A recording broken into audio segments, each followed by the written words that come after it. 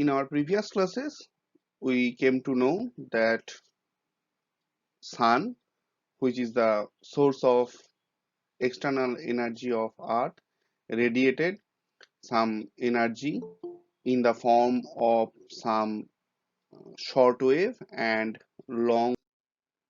They will come into the Earth's atmosphere and they will affect the Earth's atmosphere in different way and thereby govern the climatic condition of the Earth.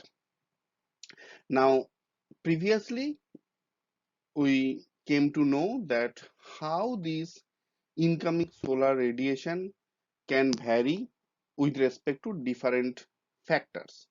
There are many factors. Some are earth-bound factors and some are astronomical factors which are responsible for variations of this incoming solar radiation. So sometimes Earth receive less amount of solar radiation and sometimes Earth receive higher amount of solar radiation. So depending on this variation of solar radiation, uh, the climate of Earth will also change. Now, after reaching the Earth's atmosphere, that is when insolation enters the atmosphere, it is subject to some series of changes on its way to the Earth's surface. And during this journey, that is after reaching the or hitting the Earth's atmosphere to Earth's surface, during this path, the insolation it loses some kinds of um, or some amounts of energy before reaching the Earth surface. Now the question comes how this energy loss was happened. So there are different ways by which the energy loss happened that we will discuss in the next slides. So the first way by which uh, the insolation uh, loss is known as scattering. So scattering basically the process in which the small particles, that is the gas molecules, dust, water droplets in the atmosphere, they diffuse part of the incoming solar radiation in all possible directions. So here in this picture you can see this yellow arrow is pointing the direction of incoming solar radiation, and when it hits this globular object, that may be a gas molecule, that may be a dust particle, or that may be a water droplet, that may be ice crystal, anything within the atmosphere. After hitting this object, the radiation now change its way in different direction. This process of changing the direction of the incoming solar radiation path is known as scattering. Now, among the visible light spectrum, that is the VGO, the blue light has the capacity of highest scattering, that is blue light is scattered most, and that is why during daytime we observe the color of the sky is blue. At the same time, if due to the scattering we are able to see or we are able to get light in a shaded area or even within a room where we are just sitting now, although sunlight is not able to fall directly just below a tree or just below a shade or just inside our room, but it is the scattering process due to which we get ample amount of light inside our room or inside any shaded area. This process of scattering by which we can get light inside the room or below any shaded area, this is called diffused light. In contrast to the earth, where we can see this kind of scattering because of the presence of these small ob globular objects in the earth's atmosphere, uh, above which the incoming solar radiation falls and deflected in different direction, that is scattering. In contrast to earth, the other planets like moon, um, or mercury, which does not have any atmosphere, they have dark skies and the shadows are pitch black because they did not have any atmosphere. So the incoming solar radiation that will not scattered and diverted in all possible directions. Now this kind of scattering which observed in the earth atmosphere, due to which scattering of light occurs, the process is known as Tyndall effect, or the effect is known as Tyndall effect. And we can observe the example in our surroundings, that is when a beam of sunlight enters in a dark room through some hollow spaces or through some window, uh, we can see the room is enlightened with sufficient amount of light, and that occurs due to the scattering, and which is basically occurs due to the presence of some globular objects like dust, gas molecules in the atmosphere. Now in the scattering process, shorter wavelengths are scattered much more than longer wavelengths. So keep in mind that the shorter wavelengths, they have the tendency of scattering much higher than the long wavelengths radiation.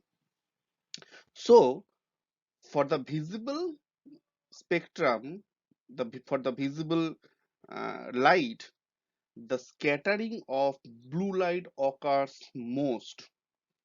It is almost 10 times higher than the scattering of red light.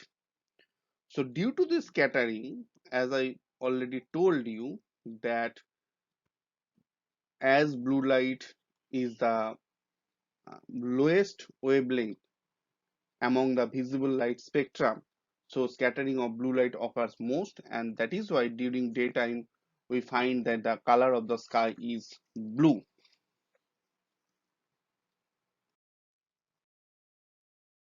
Here you can see during daytime the color of the sky appears blue, and you can see from the visible light spectrum that blue light has the lowest wavelength, whereas red light that has the highest wavelength. So when the air is much polluted, that means lots of dust, smoke, or water droplets are there, the sun will appear as deep red because most of the scattering will happen, and uh, due to which the sky looks like a dusty, looks like hazy in nature. It is not as much as clear, like when there is the atmosphere is less polluted. The next process due to which energy loss of incoming solar radiation happened is known as diffusion.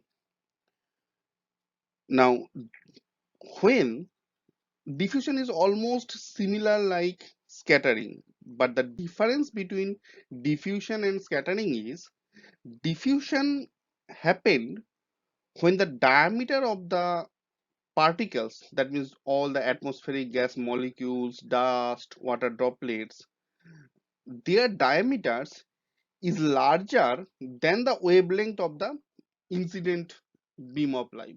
So any incoming solar radiation when fall on a gas molecule or a dust particle which have larger in size compared to the wavelength of the incident light, then true scattering does not occur, and the particles, they will diffuse the light. That is called diffuse reflection or diffusion. Now, the diffusion process is non-selective, so it does not select any particular wavelength uh, in among the entire incoming solar radiation. In case of scattering, we can see that it is particularly those radiation which have short wavelength, they have a preference to be more scattered. Diffusion can happen for any wavelength of the incoming solar radiation. So as the diffusion is non-selective, so all the component colors within the incident light, they do not get separated. And this is the reason why, that is why the light from the cloud or from the fog, they appear pure white. Here you can see from this picture, when you can see in nature sun rays coming through some small holes of clouds or dust accumulations, you can see there is no uh, different lights, visible lights, but instead all the different wavelengths of the visible spectrum, they are clubbed, and as a result we can see the white light. So this basically occurs due to the diffusion of light in all directions, and here diffusion only happens when the particles over which the incoming solar radiation falls, they have larger in size. Now, it is because of the diffusion of light that even after sunlight there is sufficient amount of light, and this diffused light is called twilight. And we can see that the twilights are much longer duration, particularly in the high latitudes than in the low latitudes. Next process is known as absorption. Now, absorption is the process in which the radiation is retained by the substance over which the insolation uh, falls, or insolation hit the substance. Now, what happens during absorption, which falls over a substance, that will receive or that will retain all the energy of the incoming solar radiation. Now, after retaining or capturing all the energy from the incoming solar radiation, that energy is converted to some other forms of energy, and mostly that energy is in the form of heat energy. So finally, the heat energy, which is produced by conversion of the energy from the incoming solar radiation, that is emitted back in the atmosphere or in the space in the form of some long wave radiation. So this emitted energy is basically the thermal energy. So the energy of the incoming solar radiation is captured, retained within the substance. It is converted into some other forms. Mostly it is the converted into heat energy or thermal energy, and that thermal energy is again emitted in the atmosphere or space in the form of some long wave radiation. Now, the creation of heat energy also causes the substance to emit its own radiation. As in our previous classes, we learned that any substance which have its temperature higher than the absolute zero, that substance will radiate some kinds of energy. So when this substance captured or retained the incoming solar radiation and transferred into some other energy, so gradually this substance becomes heated and the temperature becomes higher than the absolute zero. So with time it will try to cool down and radiate some kinds of thermal energy. This process is known as absorption. In general, the absorption of solar radiation by substances in the Earth's atmosphere results in temperature that get no higher than 1800 degrees Celsius. Bodies with temperature at this level or lower would emit their radiation in long wave band. Now, absorption of incoming solar radiation by atmosphere. So as we know that in atmosphere there are different gas molecules as well as the dust particles, water vapor, water droplets are there. Now different gas molecules absorbs different wavelength of the incoming solar radiation. The gases which absorb significant amount of terrestrial radiation, that is that radiation which is emitted back into the atmosphere or emitted back into the space by Earth, that terrestrial radiation is absorbed mainly by the gases like methane, nitrous oxide, carbon dioxide, uh, carbon monoxide, even some amount of water vapor also. In contrast, from the incoming solar radiation, it is the oxygen and ozone gas molecules.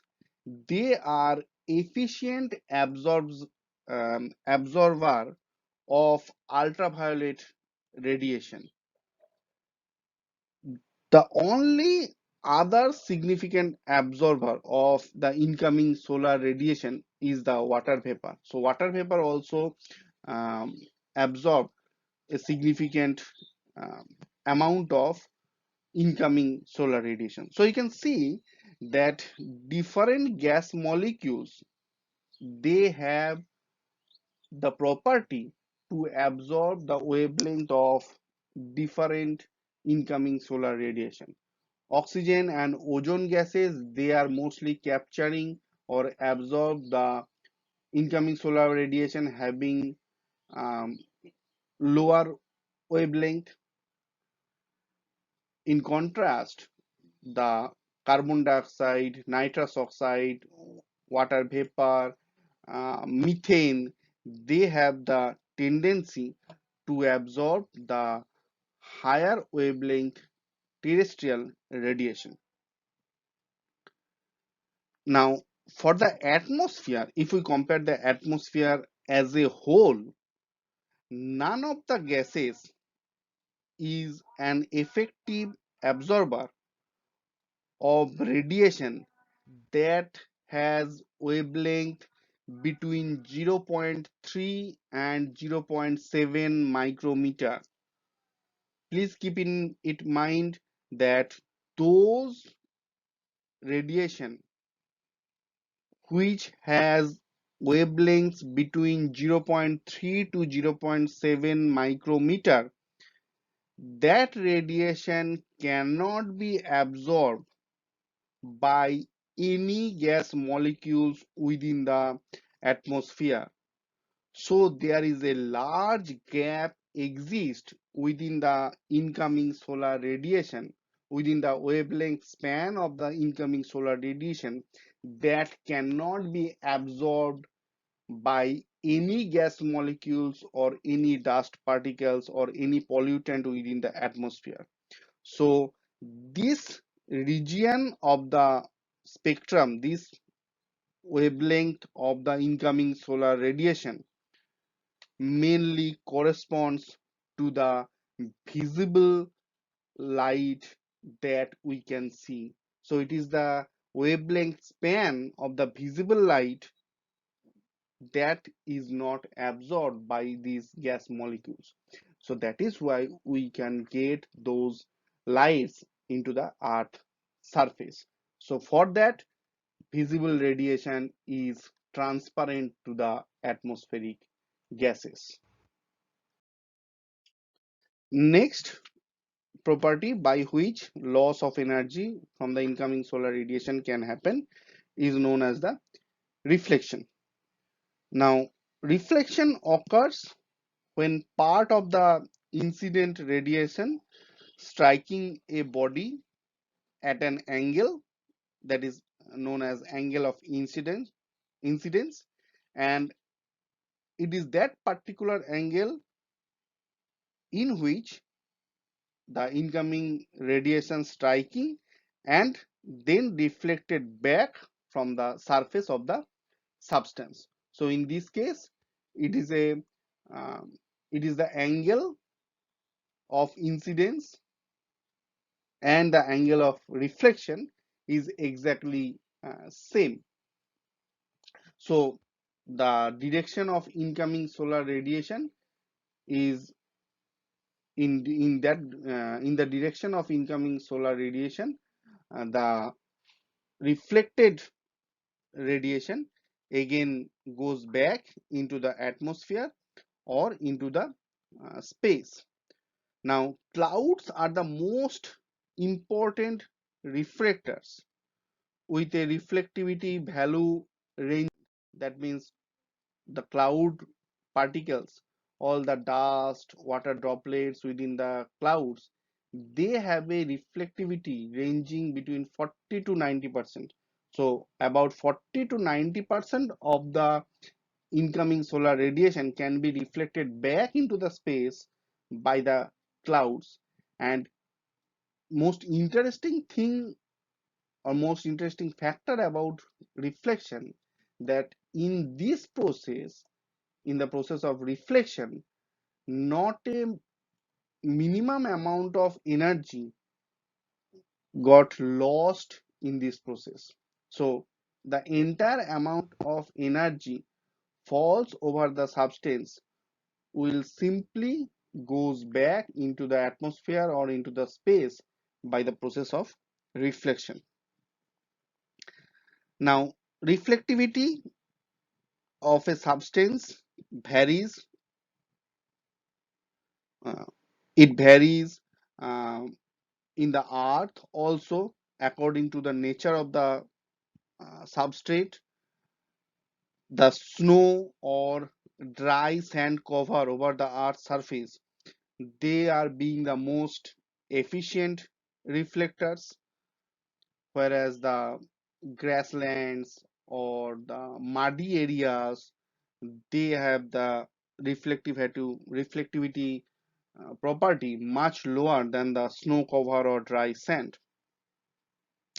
Now, the reflectivity of a substance is also known as albedo, and this albedo varies between substance to substance. For the planet Earth as a whole, the albedo is about 0.34. That means Earth as a whole, considering all the substances, all the surface nature of the Earth together, as a whole, Earth can reflect back the incoming solar radiation without absorbing or without changing the energy of the incoming solar radiation about 34% to the atmosphere or to the space. Now here you can see the albedo of different substances of Earth's surface. So clouds have a tendency averagely, uh, albedo is 25 to 30%, that is the thin clouds. Thick clouds have the tendency of albedo or have the albedo value about 70 to 80%. So the thickness of cloud also plays a significant role in the reflectivity or reflectance of incoming solar radiation. Grasslands, they have a albedo value of 5 to 25%. Light colored roof, they have a reflectance of 35 to 50%. Asphalt or tar, that is the material by which the pitch road are or metal road are made, that is have a reflectivity value of 5 to 10%. Water, that has range, a huge range, 5 to 80%. Dark roof, that is 10 to 15%. Forest, they have a 5 to 10%. So you can see, and snowland, they have a reflectivity value of 50 to 90%. So you can see mostly the light colored materials or the light colored portions of the earth's surface, they have a higher reflectivity value. So that is why snowland areas of uh, earth, snow covered areas of earth, they are reflecting most of the incoming solar radiation to atmosphere or in space. If you compare the two areas, albedo value, one area is covered with snow and another area without any snow cover. You can see the surface with snow and ice that reflects more heat, that has higher albedo values, almost 85 to 95 90% incoming solar radiation are directly reflected to the atmosphere or in the space, whereas those surfaces without any snow cover or without any ice, mostly the incoming solar radiation are absorbed by the surfaces. So that will increase the superficial temperature of Earth.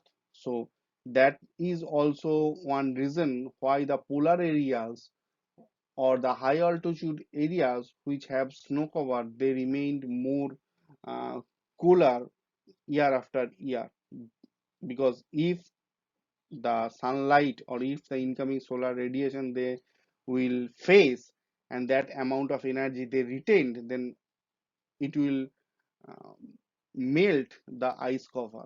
But because of this reflectance, the ice cover over the high altitude areas or over the polar areas, they remained as it is.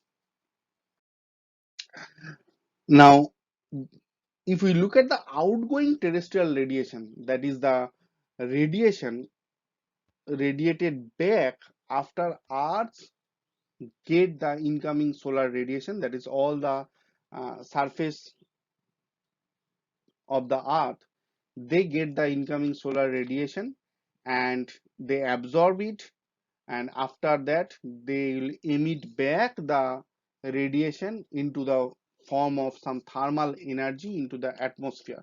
That is the outgoing terrestrial radiation, that is the radiation emitted back into the atmosphere or emitted back into the space by Earth.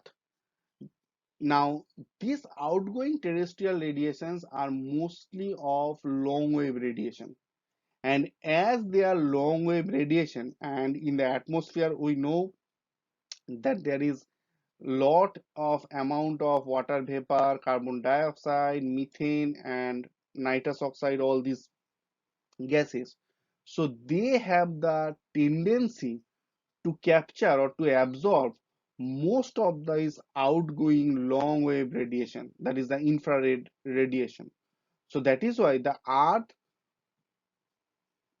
which the earth radiation radiated the heat energy from its surface, is captured by these atmospheric gases. So that is the alarming condition for us. If we increase these gases, the amount of these gases into the atmosphere, then the release of terrestrial radiation in the space will not happen, and this outgoing terrestrial radiation will totally captured by these gases. So these gases are known as the greenhouse gases, and the effect is known as greenhouse effect. And because of this capturing of terrestrial radiation into the atmosphere, the captured radiation is again sent back to the Earth's surface. So some amount of incoming, if we consider the Earth's surface, this is some amount of incoming solar radiation come into the Earth's surface. It is absorbed and converted into some thermal energy that is emitted back into the atmosphere. There are lots of carbon dioxide, nitrous oxide gases are there. They will capture this outgoing terrestrial radiation or long wave radiation, and they will not allow them to escape into the space. So this heat or thermal energy, they retain into the atmosphere and again goes back into the surface. So ultimately, the average temperature of the Earth atmosphere or Earth surface will increase day by day. So that is the greenhouse effect, and these gases are known as greenhouse gases. Now, why they are known as greenhouse gases, or the effect is known as greenhouse effect? Because in the cold region, it is a common practice to grow the plants which have mostly suitable in the tropical region. That means in the hotter region. Here, if someone wants to grow a plant grow a tropical plant in the cold region, then they will make a shade of uh, green glass over those plants, and this green glass is responsible to capture the incoming solar radiation. Here you can see the incoming solar radiation goes through the green glass of this house. Then some short wavelengths radiation are captured, and the long wave radiation are reflected back.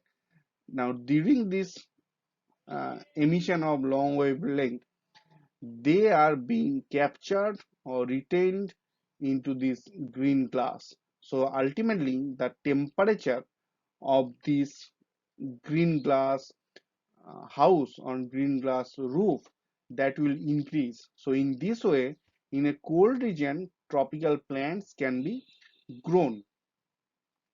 Now, the importance of greenhouse gases to sustain life in Earth is huge. Greenhouse gases are important, and it is because of the greenhouse gases in the Earth's atmosphere, life can sustain in the Earth. If there is no greenhouse gases, the surface temperature of the Earth would be about minus 15 degrees centigrade. So greenhouse gases, presence of suitable amount of greenhouse gases uh, favored the proliferation of life or sustaining of life. Here you can see uh, two conditions.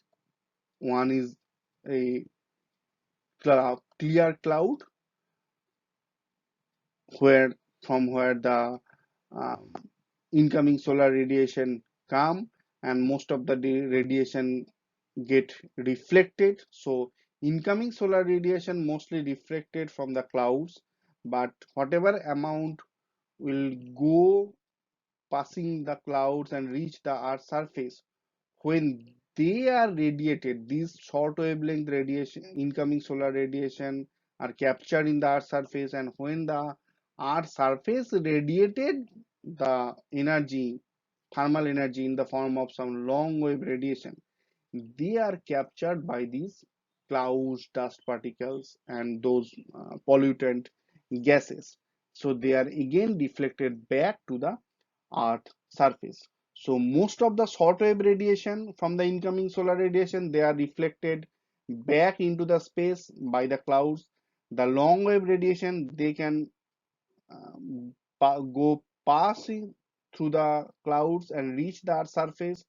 The Earth's surface becomes heated and they will reflect back the long wave radiation into the clouds.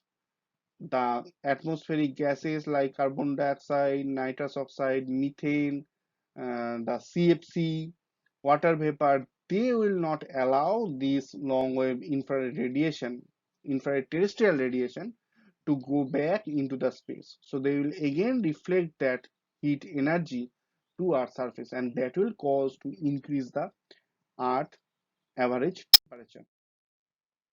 Now, if you look at the clear skies versus clouds, as clear skies, albedo is relatively low. So if there is not ample amount of cloud cover, then most of the or all of the incoming solar radiation can reach directly to Earth surface.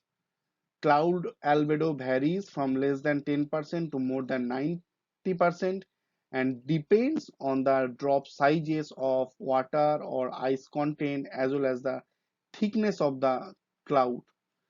Now, in low altitude, thick clouds primarily reflect incoming solar radiation, causing it to have a high albedo, whereas in high altitude, thin clouds tend to transmit it to the surface but then trap the reflected radiation, causing it to have low albedo. So, thinner clouds they have low albedo, but it is the cloud which passes the most of the incoming solar radiation, but after reflecting back or after going back in the form of heat energy from the Earth's surface, they are captured by the cloud cover. Now, if you compare the other planets condition with respect to Earth, on Mars, the atmosphere is too thin and the greenhouse effect does not trap enough heat. So that is why Mars is too cold, about minus 50 degrees centigrade average temperature, so which is not favorable for life to sustain. At the same time, on Venus, the atmosphere is too thick, so greenhouse effect is too strong there, and that will trap much heat of the incoming solar radiation. So the average temperature of Venus is about 450 degrees centigrade. So again, this temperature is inhospitable for life to sustain. Now, Earth, having the perfect amount of greenhouse gases, capturing the outgoing terrestrial radiation in a perfect way, and retained the average temperature of Earth about 15 to 20 degrees centigrade. So this much amount of greenhouse gases is suitable for Earth's life to sustain. If this amount of greenhouse gases will not be there, then the average temperature of the Earth should be minus 15 degrees centigrade. So that becomes inhospitable. So it is the greenhouse gases in the Earth which is suitable for the life to exist and sustain in this condition. Now, this effect is known as Goldilocks effect. So the question is then why we are bothering about the increasing amount of greenhouse gases in the Earth atmosphere? We are bothering because the present amount of greenhouse gases is suitable for life to exist and sustain. But if we increase in an unnatural way, in an anthropogenic way, and forcing more and more carbon dioxide and all the greenhouse gases more and more into the atmosphere, then gradually the average temperature or surface temperature and atmospheric temperature of the Earth will go on increasing, and after some time it becomes too hot like the Venus, and at that condition, it is not suitable for life to sustain. Now, if we look at the Earth's energy budget, that we know that a lot of solar energy is coming into the Earth, and there is some amount of loss of energy before reaching the solar energy into the Earth's surface. So what happened? If continuously solar energy coming to the Earth's surface, then gradually with time, if you giving some energy to a substance continuously, then after some time that substance will be heated up. So how this balance is maintained? So if we consider the total incoming solar radiation as 100%, you can see that when this incoming solar radiation comes to Earth, about 6% is directly reflected back into the space from the atmosphere. 20% of this energy reflected by the clouds, and 4% is directly reflected, averagely 4% is directly reflected from the Earth's surface. So you can see from this 100%, about 30% is directly reflected back into the space. So 70% energy is now able to reach the Earth's surface. Among these 70%, uh, the Earth's surface uh, is absorbed approximately 51%. So Earth's surface absorbing about 51%. Absorption of incoming solar radiation by atmosphere is about 16%. Absorption by clouds is about 3%. So now if we sum up all the incoming solar radiation, you can see this 6% reflected directly from atmosphere, 20% by clouds, 4% by Earth's surface. So this is reflected directly back to the space, about 30%. Among the rest of the 70%, 51% is absorbed by Earth's land and oceans. 3% absorbed by clouds. So 51 plus 53 is 54, and 60% by absorbed by atmospheric gas molecules or dust particles or other things.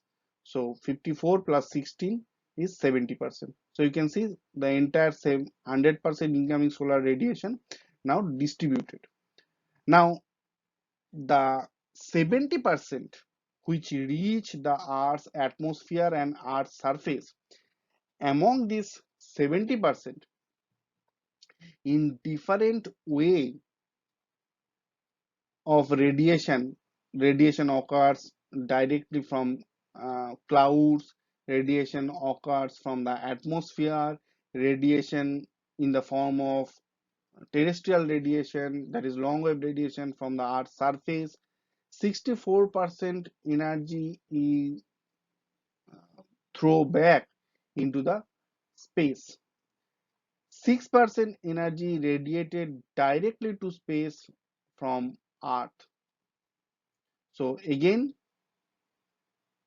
64% from clouds and atmosphere, and 6% from the Earth. So again, 70% energy goes back into the space. So this 70% uh, incoming solar radiation energy, which is taken by Earth's atmosphere, clouds, and Earth's surface, they will be again adjusted by the 70% of loss of energy from the long wave radiation from the Earth uh, surface, from the clouds and atmosphere.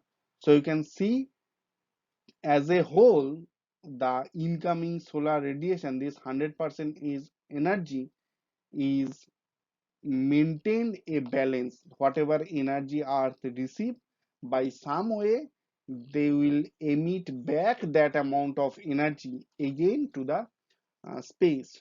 So in this way, the balance between the incoming solar radiation and the outgoing terrestrial radiation is maintained, and that will help Earth to maintain a suitable temperature condition. Now, if we look at the energy budget or heat budget of Earth across latitude, that means across the globe, as a general, we see that Earth as a whole maintain the balance between the incoming solar radiation and the outgoing radiation. But as we know from our previous classes that the incoming solar radiation is not constant or is not the same in amount across different latitudes of the earth. So different amount of incoming solar radiation received at different latitudes. In tropical regions or particularly in equator region where the sun directly falls almost perpendicularly, here the insolation is more or less high throughout the, in contrast to the equator region, in the polar region where the altitude of the sun or the angle of incidence of sunlight is low, here the earth's surface will get lesser amount of incoming solar radiation. So you can see the curve here. In the x-axis it is plotted the latitudes from 0 degree, that is the equatorial region. In the left side it is the northern hemisphere, and in the right hand side it is the southern hemisphere, and latitude values are increasing both in left and right. So from equator we are going towards north pole, and in the right side we are going to south pole.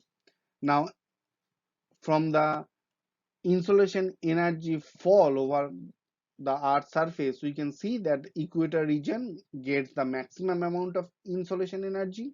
So energy gain at equator region is high, this much value, whereas polar region, as the angle of incidence is low in the polar region, so that will get lesser amount of incoming solar radiation. So incoming solar radiation energy in the polar region value is low in both hemisphere. In contrast, if we look at the uh, outgoing terrestrial radiation, we can see there is a imbalance across latitude. In the equatorial region, the outgoing terrestrial radiation is relatively less. In contrast, in the polar region, which receives lesser amount of incoming solar radiation, that is, they are the cooler places and mostly covered with snow cover, they have relatively or almost same amount of outgoing terrestrial radiation compared to the equatorial region.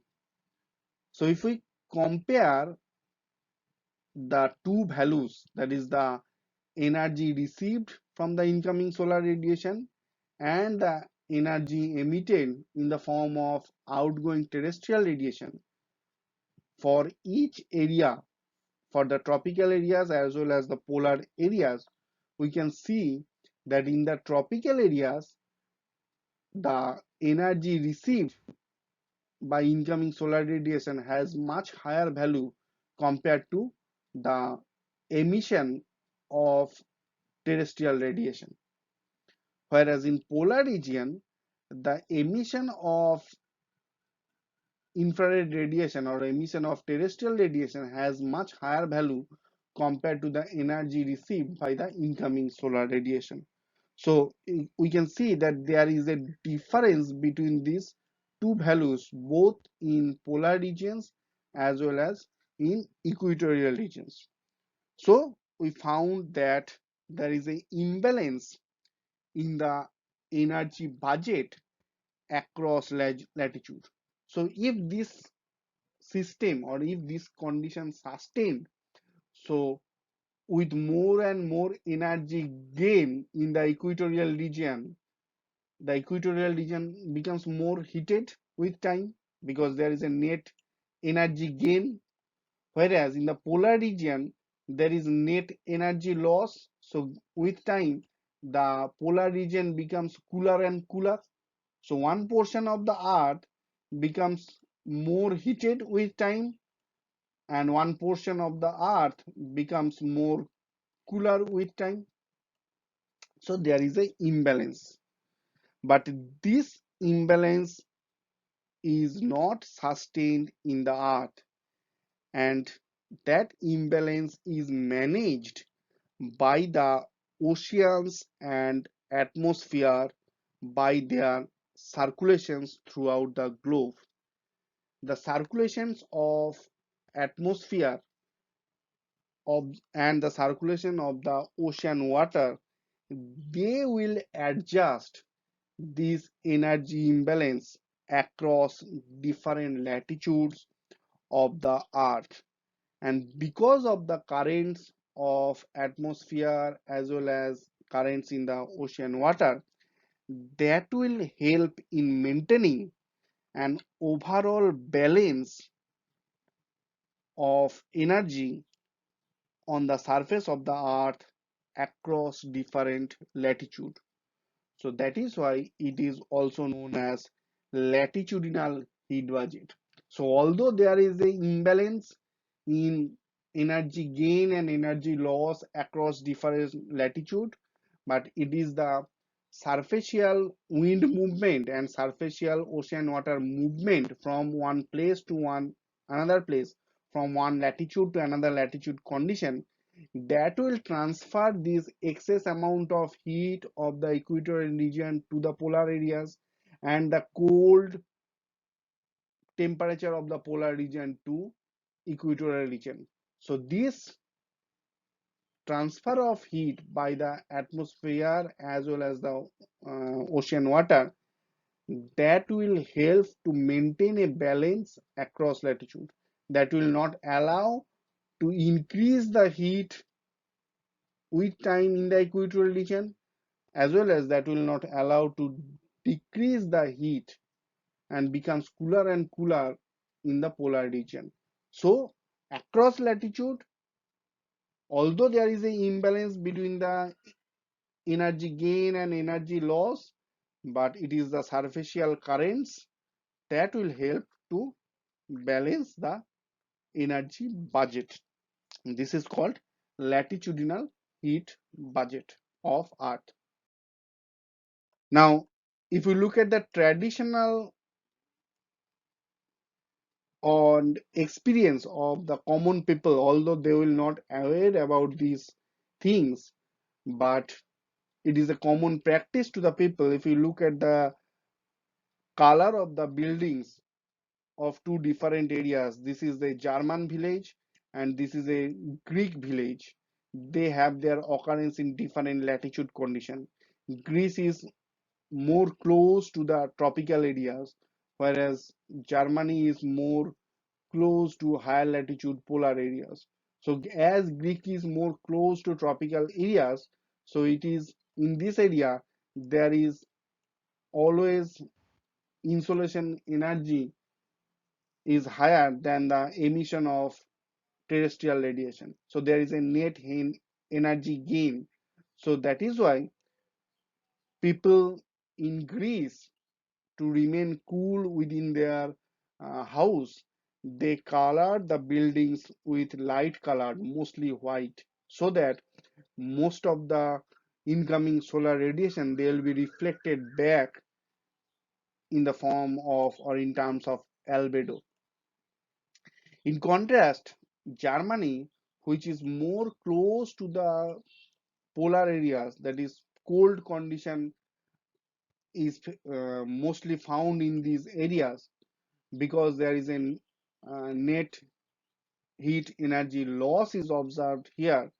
So people in these areas they make their uh, room outsides or make their house outsides color as dark, so that most of the incoming solar radiation, they can be absorbed by this dark color, so that the inside of the house remains warm and people can sustain in a warm way within their house during the cold winter times. So although these people are may not aware about the uh, geological fact or as uh, climatic factors, but it is the common practice which is favorable or which um, makes the peoples of these two areas, by their experience, they are able to survive in these extreme climatic conditions. Thank you.